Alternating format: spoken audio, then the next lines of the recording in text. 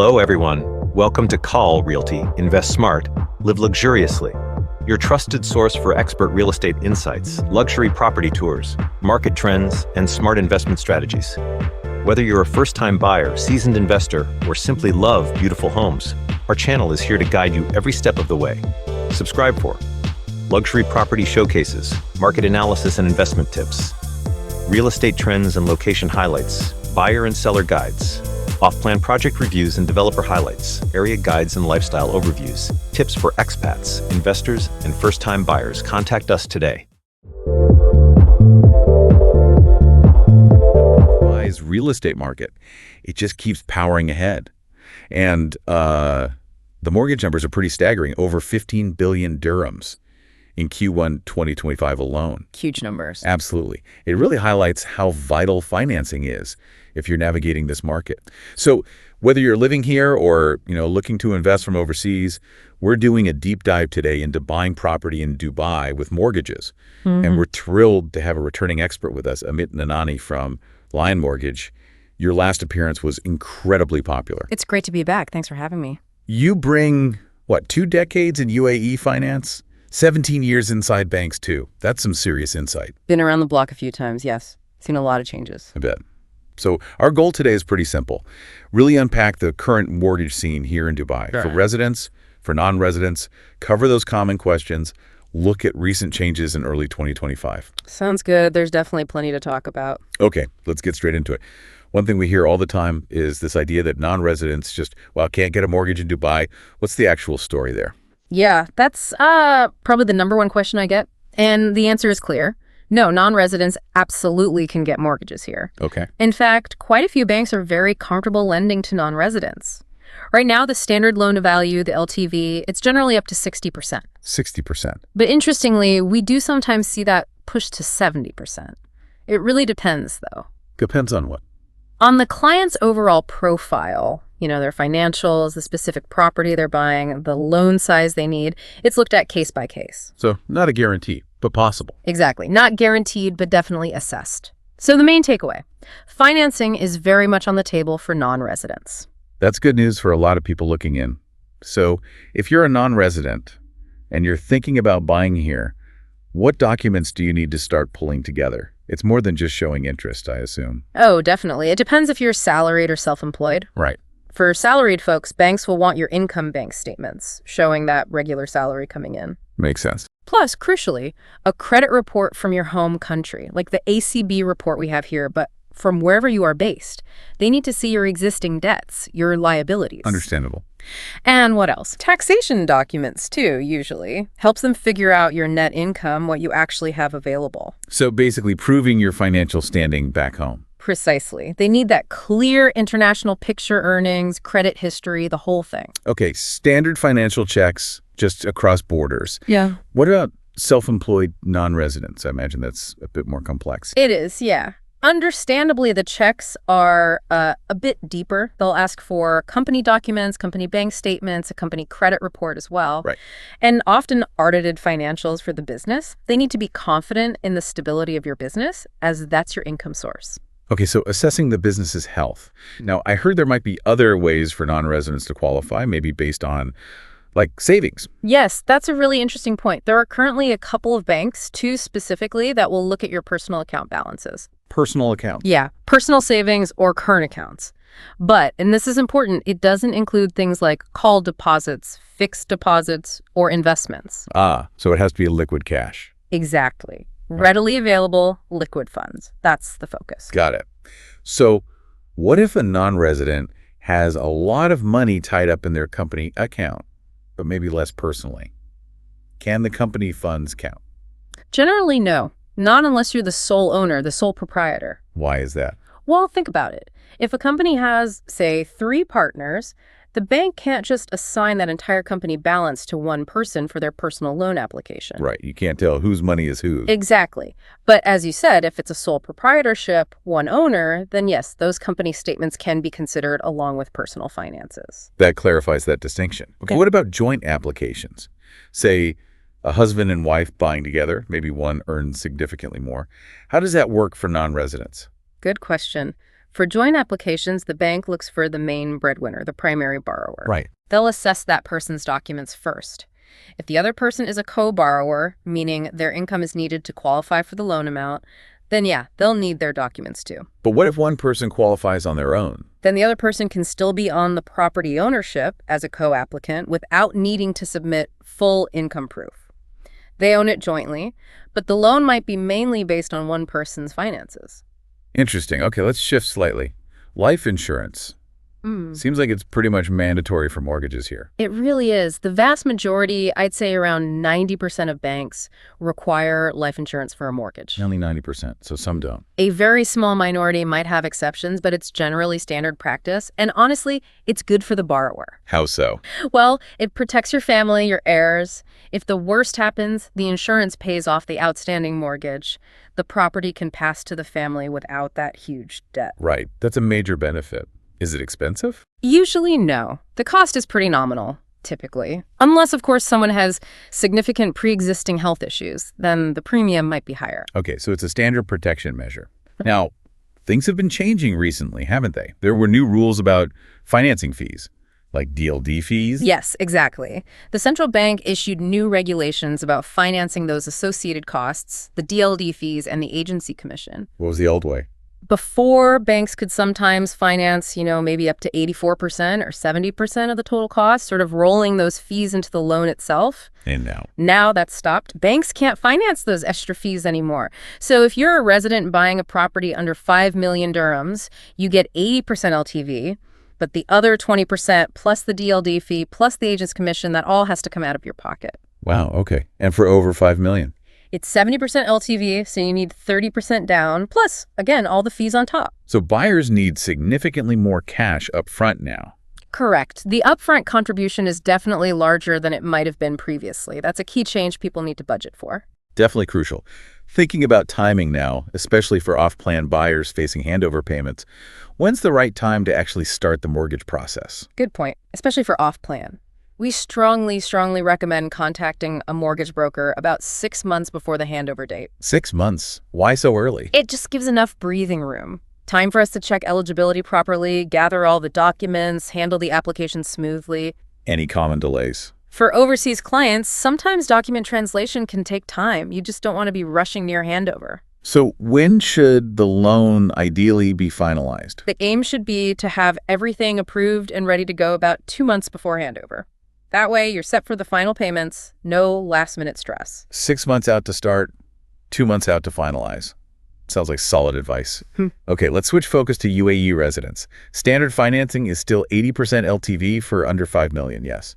That's correct, yes. 80% up to 5 million AED is the standard for residents. Now, here's another common confusion point.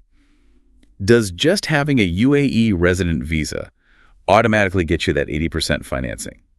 Even a golden visa? Ah, yes. Very important distinction here. No, simply holding a visa isn't enough. Really? Yes. While you need a resident visa to be classed as a resident for the mortgage, the bank's decision hinges on your income. Where is it generated? So the source of income is key. Absolutely paramount. If you have a resident visa because you work here in the UAE and your salary is paid here, fine. You're assessed as a resident. But what if you have, say, a golden visa, but your business or job is still overseas? Then, for lending purposes, you'll likely still be treated as a non-resident, even with the golden visa. Your income isn't UAE-based. So the visa helps with things like opening an account, maybe life insurance? Exactly. It facilitates those processes. But it doesn't change the fundamental lending criteria based on income origin. But could that change over time if they get a job here? Of course. If that person later gets UAE employment, or sets up a proper business here generating local income, then yes, they become eligible for the resident terms, like the 80% LTV. So bottom line, visa helps, but income source dictates resident versus non-resident terms. Precisely. It's not a golden ticket just having the visa itself. Very clear. Okay, let's talk about refinancing and equity release. We've seen huge property value increases recently, and this seems like a big trend. How does it work? It's definitely become very popular, yes. The appreciation in the last few years has unlocked a lot of equity for homeowners. You mentioned an example before, someone buying an Amalfi. Right. A client bought off plan, say 7.5 million, took a 3 million mortgage at handover, property value shot up, They were then able to release some of that new equity And use it for what? to buy more properties. Now, that level of appreciation isn't always typical, obviously, but it shows the potential. So how does it work for residents who own their property outright? No mortgage. They can release equity, yes, usually up to 80% of the current value if they're salaried. 80%. Yeah. That's substantial. Can they use that cash for anything? Holidays, cars. No. And this is critical for residents. The equity released must be used to buy another property.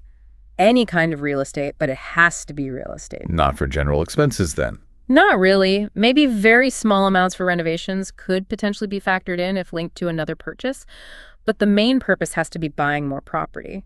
The equity stays within the real estate sector. Okay, reinvestment in property. What about non-residents? Can they release equity? Yes, they can too, often for upgrades to the existing property or, again, to help fund another purchase. Are the interest rates different for equity release compared to a standard purchase mortgage? For most banks, maybe 80% of them, no difference. The rate's the same. And the other 20%? About 20% might charge a slightly higher rate, maybe 1% extra or so for equity release. What's often different, though, are the processing fees. Higher fees for equity release? Yes, processing fees tend to be higher for equity release compared to a standard new purchase mortgage. Good to know. Okay, let's talk current borrowing costs. As we're speaking now, early 2025, what kind of interest rates are people seeing? Right now, the main rates are hovering around the 3.99% mark. 3.99%. Pretty specific. Well, you might see some banks advertising slightly lower, maybe 3.98%, maybe a touch less. But there's a catch. Often, yeah. Those slightly lower rates can come with much longer processing times because everyone's applying for them, so demand is high. So 3.99% is maybe more realistic for getting it done reasonably quickly? I think so. Several good banks are around that level. It's a competitive rate with hopefully a smoother process. And the difference between resident and non-resident rates, you mentioned a premium for non-residents earlier. Yes. Typically, non-residents will pay about 1% to 1.5% higher interest than residents. With a cap. It's mostly down to perceived risk. Banks see lending to someone based overseas as slightly higher risk, harder to track if things go wrong. Right, that risk pricing makes sense. Back to the non-resident process, once they get pre-approved, when does the bank account get opened? Usually right after pre-approval. Once the bank says yes in principle, they'll start the account opening process. And the total timeline for a non-resident, start to finish, you mentioned it takes longer.